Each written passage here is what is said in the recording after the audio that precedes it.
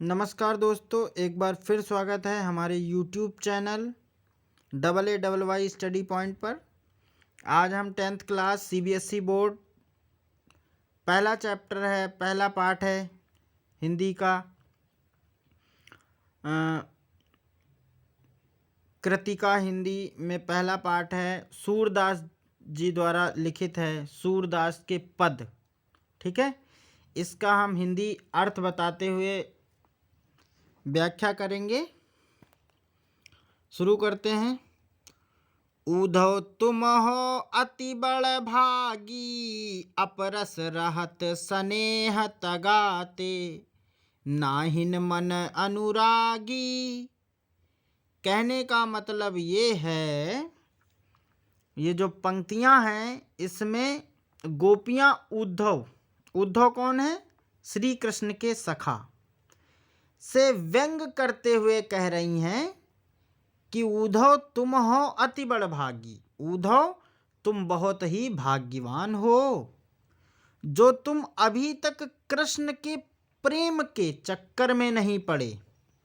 अपरस रहत स्नेह तगाते, नाहिन मन अनुरागी। अब तक तुम श्री कृष्ण के प्रेम के चक्कर में नहीं पड़े हो। अब क्या कहती हैं गोपियां कि पुरैन पात रहत जल भीतर, तारस देह न दागी। उद्धव की तुलना जो है गोपियां किससे करती हैं?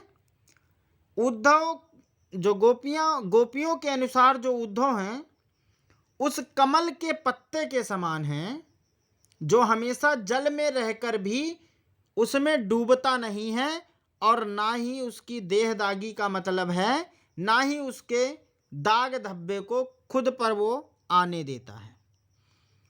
ज्यों जल माह तेल की गागर, बूंद न एक ताको लागी। एक और प्रकार से गोपियां जो हैं वो उद्धव की तुलना करती हैं किससे? कि गोपियों ने फिर उद्धव की तुलना जो की है कि किसी तेल के मटके से की है, जो निरंतर जल में रहकर भी उस जल से खुद को अलग रखता है क्योंकि उसमें तेल है। ठीक है, तो ये कहने का मतलब ये है, गोपियां ये कहना चाहती हैं कि आप श्री कृष्ण के पास भी रहकर प्रेम के बारे में अब तक नहीं जान पाए हो। प्रीति नदी में पाँव न बोर्यो, दृष्टि न रूप परागी। सूरदास अबला हम भोरी, गुर चाटी ज्यों पागी। गोपियां क्या कहती हैं कि यही कारण है कि गोपियां जो है ना उद्धव को भाग्यशाली समझती हैं, जबकि वो खुद को क्या कहती हैं?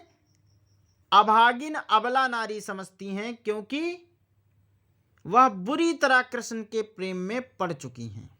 अब क्या कहती हैं? उनके अनुसार श्री कृष्ण के साथ रहते हुए भी उद्धव ने कृष्ण के प्रेम रूपी दरिया में कभी पांव नहीं रखा। प्रीति नदी में पांव न बोर्यो, जो कृष्ण की प्रेम रूपी नदी है उसमें आज तक उद्धव ने पांव नहीं रखा है। दृष्टि न रूप परागी, और ना ही उनके रूप सौंदर्य का अभी तक दर्शन किया है। जबकि सूरदास अबला हम भोरी, गुड़ चाटी ज्यों पागी।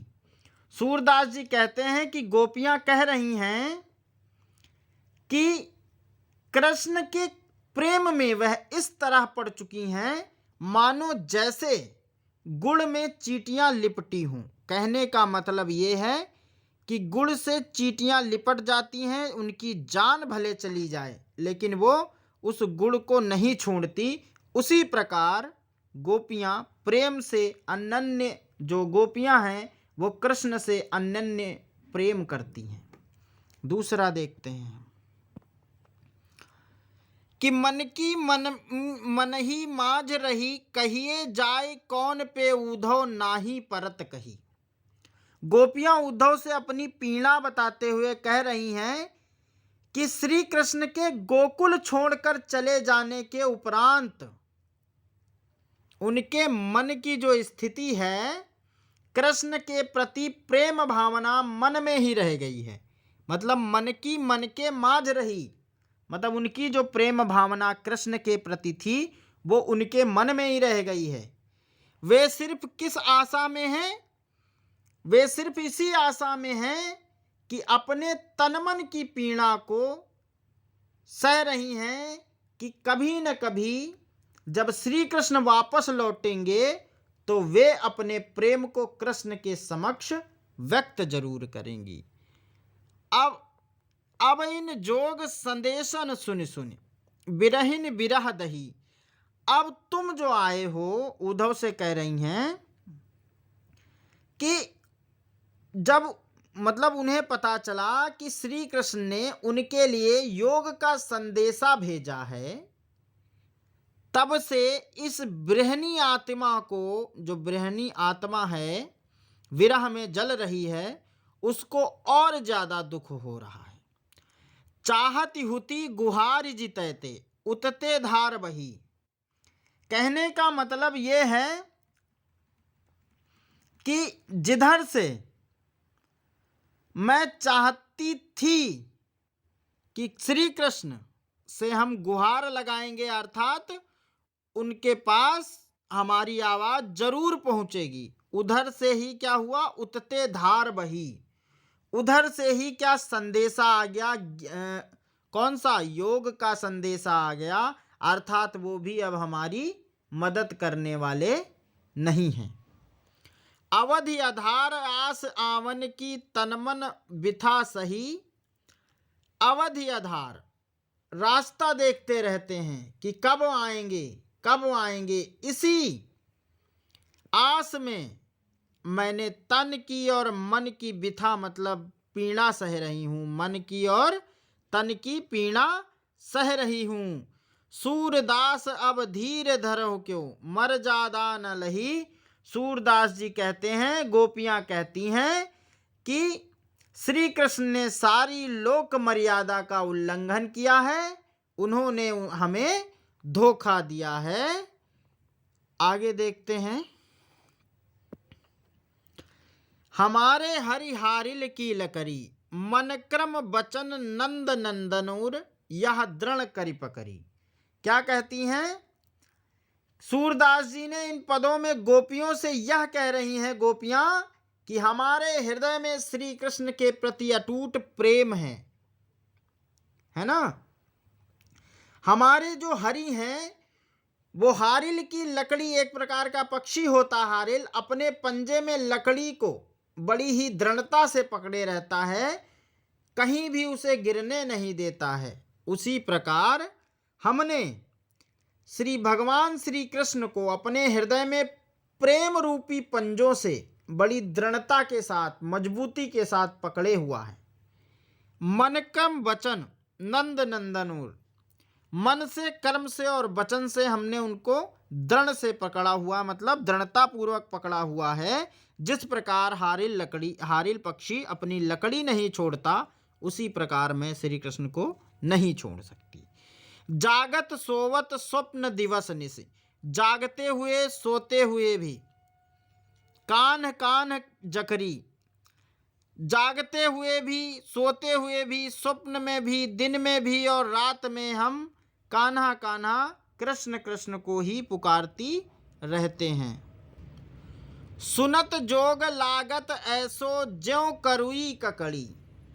जोग का संदेशा सुनते हुए हमको ऐसा प्रतीत होता है जिस प्रकार कोई कड़वी ककड़ी खाने के बाद जैसा महसूस करता है, उसी प्रकार ये जो योग का संदेश है, सुनकर हम उसको, योग के संदेश को सुनकर हम इतना विचलित हो रहे हैं जैसा कोई कड़वी ककड़ी खाने के बाद महसूस करता है। सूत व्याधि हमको लई आए, देखी सुनी न करी। उद्धव से गोपियां कहती हैं, तुम हमारे लिए एक नई व्याधि मतलब बीमारी लेकर आए हो, जो आज से पहले न देखी थी, न सुनी थी और न ही की थी। यह तो सूर तिनय ले सौंपो जिनके मन चकरी। सूरदास जी कहते हैं, गोपियां उद्धव से कह रही हैं कि ये योग का जो आप ज्ञान सिखा रहे हैं, आप उनको लेकर दो, उनके पास लेकर जाओ जिनका मन जो है वो तन्मयता के साथ, उन्हें जिनके मन में कोई न तो टेंशन है और ना ही कोई किसी अन्य का प्रेम है, मतलब उनका मन एकाग्र है। जिनका मन एकाग्र है उनको यह लेके सौंपो, क्योंकि हमारा मन जो है वो कहाँ है? श्री कृष्ण के पास है। और हमारे पास क्या है? एक ही मन है। अन्यत्र कहा गया है कि ऊधो मन न भये 10-20, एक हुतो सो गयो श्याम संग को अवराधईस। मतलब हमारे पास एक ही मन है, वो भी चंचल है, वो श्री कृष्ण के प्रेम में पागल है। ठीक है, आगे चलते हैं। अगला ये है, इसके ऊपर की लाइन यहाँ कट गई है, उसको लिख ले। इसके ऊपर यहाँ पर है, ये छूट गया है यहाँ। हरि है राजनीति पढ़ियाए। प्रस्तुत पद में सूरदास जी ने हमें यह बताने का प्रयास किया है, जिस प्रकार गोपियां कृष्ण के सहयोग में खुद को दिलासा दे रही हैं, है ना। अब ये क्या कह रही हैं कि जो हरि हैं अर्थात श्री कृष्ण हैं, वो राजनीति पढ़ चुके हैं, मतलब राजकाज में लग गए हैं, राजनीति पढ़ ली है अब उन्होंने। समुझी बात कहत मधुकर के समाचार सब पाए। मधुकर किसको कहा है? यहाँ पूछा जाता है पेपर में, उद्धव जी को, है ना। तो सूरदास गोपियों के माध्यम से कह रहे हैं कि श्री कृष्ण ने राजनीति का पाठ पढ़ लिया है। सूरदास जी कह रहे हैं कि श्री कृष्ण ने क्या किया? गोपियां कह रही हैं, सूरदास जी गोपियों के माध्यम से कह रहे हैं कि जो श्री कृष्ण हैं उन्होंने क्या पढ़ ली? राजनीति, है ना। जो कि मधुकर अर्थात उद्धव के द्वारा सब समाचार प्राप्त कर लेते हैं, उन्हीं के माध्यम बनाकर संदेश भी भेज देते हैं हमें, मतलब समाचार भी। एक अति चतुर हुते पहले ही अब गुरु ग्रंथ पढ़ाए। एक तो श्री कृष्ण जी पहले से ही इतना बुद्धिमान और चतुर थे, है ना। अब गुरु ने उन्हें क्या कर दिया? ग्रंथ पढ़ा दिया, अर्थात गुरु ने और उनको क्या दे दिया? ज्ञान दे दिया। बड़ी बुद्धि जानी जो उनकी, जोग संदेश पढ़ाए। और ये कैसे हमने जाना कि उनकी बुद्धि ज़्यादा हो गई है? उन्होंने हमारे लिए योग का संदेश भिजवाया है, संदेशा भिजवाया है उद्धव के द्वारा। हमारे लिए योग का संदेशा भिजवाया है उद्धव के द्वारा। इसलिए हम जान गए हैं कि क्या? इसलिए हम जान गए हैं कि वो और ज़्यादा बुद्धिमान हो गए। ठीक है। उद्धव भले लोग आगे के परहित डोलत ढाए। कह रही हैं उद्धव तुम तो बहुत ही ज़्यादा भले हो, जो दूसरे के हित के लिए इधर से उधर घूमते फिर रहे हो। अब अपने मन फेर पाइए चलत जुहते चुराए, है ना। क्या कह रही हैं? अब अपने मन फेर पाई हैं चलत जुहते चुराए। कहने का मतलब है कि अब हमारा जो मन है वो तो वापस मिल जाएगा योग के संदेशों से, है ना, जो श्री कृष्ण यहाँ से जाते समय चुरा कर ले गए थे। ते क्यों अनीति करें आपुन, जे और अनीति छुड़ाएं।